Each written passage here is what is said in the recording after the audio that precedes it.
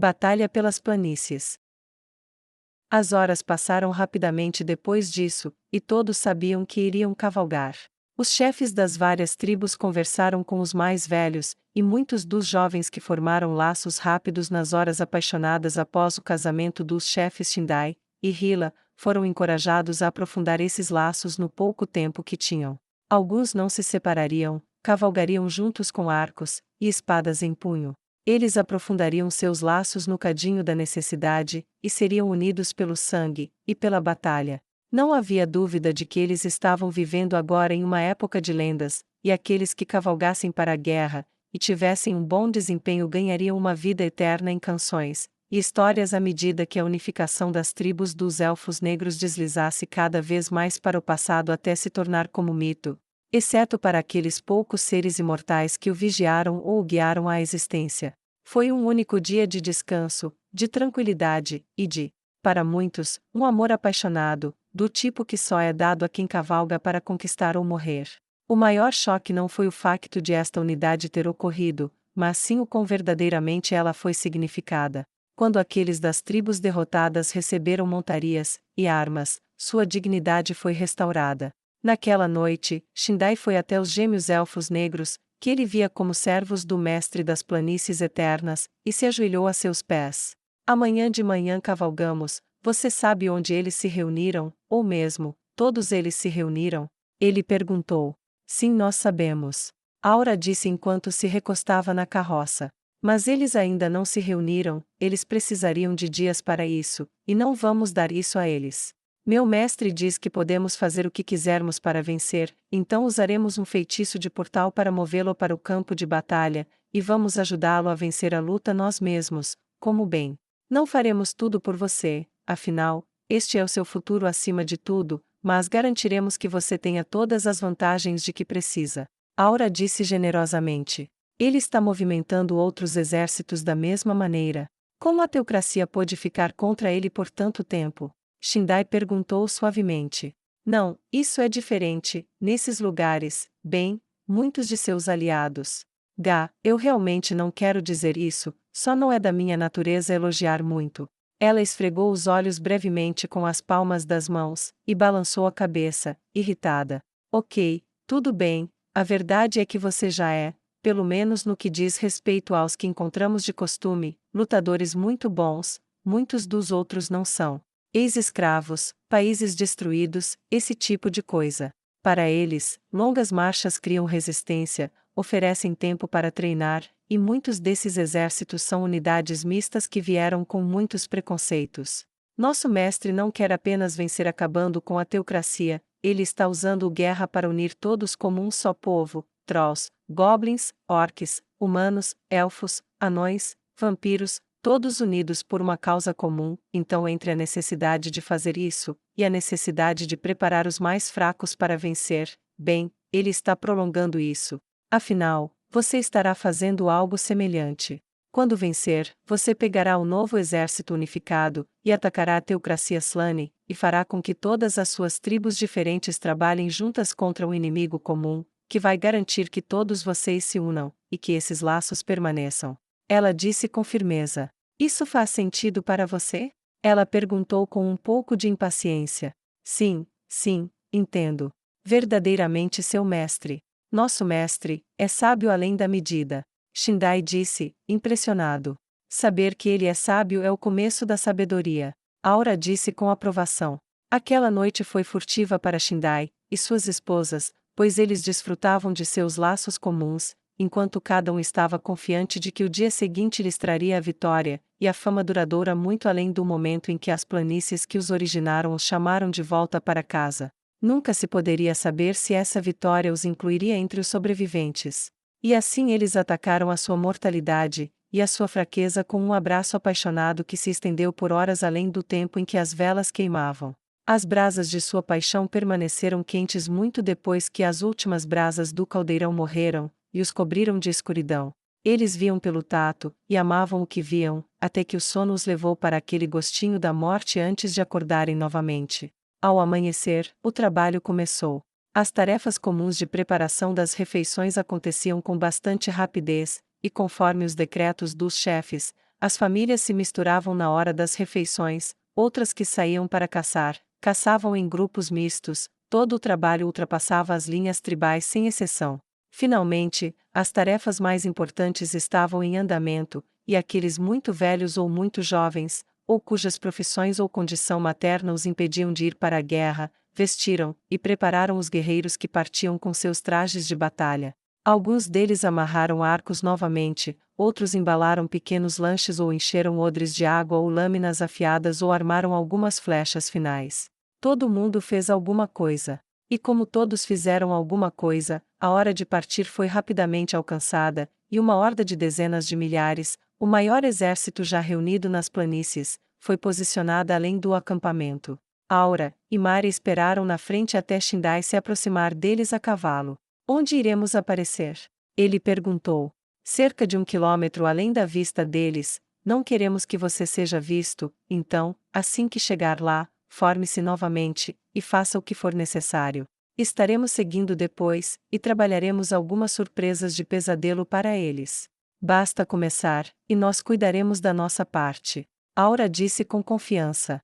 Boa sorte. Faça o seu melhor. Mari disse com entusiasmo. Shindai acenou com a cabeça, e voltou à sua posição. Ok, abra o portal. Estamos prontos. Ele disse. O portal foi aberto, um vazio negro e espiralado, e ele correu através dele como se não fosse nada, foi seguido rapidamente por suas esposas, depois pelos outros chefes, e a recém-batizada Horda Dourada avançou como um rio cuja represa havia estourado. O trovão dos cascos diminuiu à medida que desapareciam, até que não restasse mais nenhum cavaleiro. Planícies do Sudeste. Estamos aqui. Shindai disse, e ao passar ele imediatamente ergueu uma bandeira para que as fileiras se apoiassem. As tribos eram uma confusão, uma não podia ser diferenciada da outra. Agora eles eram uma horda, e estavam furiosos. Eles se alinharam, e o bater dos cascos subia, e descia à medida que mais passavam, apenas para parar em sua posição, e serem acompanhados por mais. Quando finalmente estavam todos juntos novamente, um processo que não foi rápido, Shindai decidiu abordá-los. Hoje lutamos, mas não por uma tribo, mas para ser uma tribo, para unir todo o nosso povo, e acabar com a constante fraqueza e conflito que nos atormenta há tantas gerações. Não se esqueça de que você não está gastando sua vida por uma moeda de ouro na mão de um homem morto, você está gastando sua vida por um futuro dourado. Ele gritou, e os aplausos foram tão altos que alertaram seus inimigos sobre sua chegada. Vamos! Ele gritou, virou o cavalo, e esporeou-o. Suas esposas estavam ao lado dele à esquerda, e à direita, e os chefes formaram-se atrás dele. Eles estariam entre os primeiros na briga. Levaram apenas alguns minutos em cavalos que não se cansavam, e ao chegarem ao topo da última colina, viram o que estava diante deles a apenas 800 metros de distância, em terreno aberto. Um exército de cerca de 30.000, que era menos do que eles, mas mesmo assim poderoso. Elfos negros corriam de um lado para outro enquanto corriam para se armar, e cavalgar para a incursão inesperada. A expectativa de dias tornou-se minutos. Não se perdeu tempo, o povo montado a cavalo nasceu para isso, dos dois lados. Shindai continuou a avançar, assim como seu exército. Eles percorreram as asas, movendo-se com um único propósito. Os rivais que eles tinham estavam claramente armados com equipamentos da teocracia, e quando as primeiras flechas foram disparadas, alguns caíram, mas com a armadura grossa forjada pela teocracia, caíram menos do que de outra forma. Os cavalos mortos-vivos da Horda Dourada, no entanto, contaram a história da luta enquanto seus homólogos procuravam persegui-los enquanto as forças de Shindai circulavam, e procuravam se mover para a retaguarda das linhas inimigas. A armadura pesada oferecia melhor proteção contra flechas, mas também pesava sobre os cavalos vivos, e a perseguição foi rapidamente reconhecida como impossível. Embora eles tenham atirado de volta contra a Horda Dourada, havia poucos que estavam ao alcance por tempo suficiente para serem atingidos. No entanto, as flechas são limitadas, e as aljavas se esvaziariam mais cedo ou mais tarde. Atrás da linha, Aura e Mare saíram do portal, e olharam para baixo da colina lamacenta e agitada. Eles certamente estão trabalhando duro, eu acho. Aura disse enquanto observava alguns membros da Horda Dourada se tornarem excessivamente confiantes, se separarem do todo, e depois serem cortados em pedaços quando levados para o combate corpo a corpo. Bem, acho que devemos fazer a nossa parte. Mare, invoque alguns relâmpagos, vamos cortar algumas cordas de marionetes da teocracia. Aura disse. Tudo bem, irmã, mas o que você vai fazer? Mare perguntou. Aura acariciou o queixo, e pensou no assunto. Bem, acho que poderia usar meu arco. Provavelmente poderia matar 1 ou 2 por tiro. Ei, onde está aquele cara Shindai? Ela perguntou. Oh, ali. Mare disse, apontando com seu cajado. Tudo bem, entendi, suponho que não faria mal talvez construir um pouco sua lenda. Se houver pilhas de pessoas mortas em todos os lugares onde ele foi visto, ele parecerá ainda mais temível, e terá mais poder aqui. Vou chamar Ansuki novamente, e ajudar um pouco, isso deve bastar. Ela disse, então suspirou, e baixou os ombros. Tenho certeza de que Lord Ainz inventaria algo magnífico, mas isso terá que servir. Ela pegou seu arco, e preparou uma flecha. Ela mirou em um grupo que atacava Shindai, e sua flecha atingiu no mesmo momento em que Mare convocou raios do céu. As flechas disparadas de seu arco tiveram um efeito devastador sobre aqueles que atingiram. 1 dúzia ou mais morreriam a cada tiro enquanto a flecha passasse por várias pessoas antes de se cravar na terra macia. O raio invocado por Mare atingiu como o martelo de Thor. Alguns morreram quando o ataque atingiu, outros foram eletrocutados, e atirados para trás, atordoados, e trêmulos, quando atingiu o chão muito perto deles. Gritos encheram o ar enquanto os filhos das planícies regavam a terra com sangue de elfo negro. Apenas o fato de as flechas serem limitadas diminuiu o número de mortos, mas os cavalos fornecidos pela magia do rei feiticeiro tornaram desequilibrado desde o início, sem mencionar as armas e armaduras aprimoradas. Depois de algum tempo, foi trivialmente fácil para a Horda Dourada manobrar e ultrapassar seus oponentes, e eles usaram essa vantagem esmagadora para bater e correr até que os cavalos vivos quase desabassem de pura exaustão. Finalmente, pareceu que as últimas flechas foram disparadas, e os exércitos se afastaram uns dos outros com uma facilidade praticada, mas apenas um deles tinha os cavalos cansados a ponto de quebrar. Shindai sentiu o cavalo embaixo como sentiu seu próprio sangue bombeando, e seu próprio coração batendo, sob seus cascos fortes ele sentiu sua conexão com as planícies que o carregavam, ele guardou seu arco, e desembainhou sua espada, enquanto se movia, assim como suas esposas, à medida que se moviam, o mesmo acontecia com os chefes, à medida que o chefe se movia, o mesmo acontecia com o exército. Ele era o eixo em que dependia a batalha. Eles viriam buscá-lo para quebrar suas linhas, e essa seria sua melhor chance. Ele sabia disso, suas esposas sabiam disso, seus amigos sabiam disso, seus inimigos sabiam disso. Ele olhou ao lado dele para a esquerda, e para a direita. A luz do herói estava em seus olhos quando ele ergueu a espada, e baixou-a novamente para a massa além dele. Ele não parou nem vacilou, sua respiração aumentou, mas ele não estava cansado, não havia medo em seus olhos, nem medo em ossos, nem medo em sua carne. De alguma forma, como se tivesse sido informado pelo próprio Deus que lhe presenteou com seu magnífico cavalo, armadura e espada, ele sentiu que não poderia morrer, mas se morresse, de seu sangue nasceria uma nova vida para a Horda Dourada, e todos os elfos negros. Se fosse esse o caso, ele poderia aceitar sua morte. A distância se fechou, pelo canto do olho, ele viu um monstro familiar, estava longe, mas ele sorriu mesmo assim, tinha certeza de pelo menos um dos cavaleiros, viu um chicote chicoteando como se quisesse se soltar. Ele sorriu, essa batalha já havia acabado, não importa o que acontecesse aqui. Suas esposas gritavam como demônios atrás dele enquanto sacavam suas próprias espadas. Ele avançou, e nos olhos daquele contra quem cavalgou, ele viu sua vitória, porque naqueles olhos ele viu os tentáculos do medo. Ele mostrou os dentes em um sorriso predatório enquanto eles se aproximavam, sua espada brilhou, uma cabeça voou.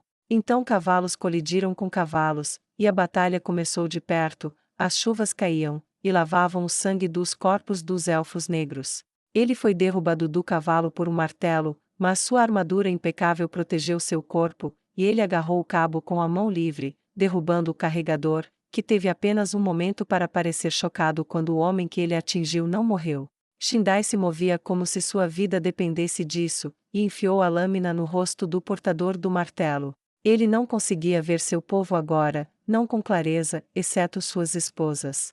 Tornou-se uma luta corpo a corpo caótica travada nas profundezas agitadas do próprio inferno.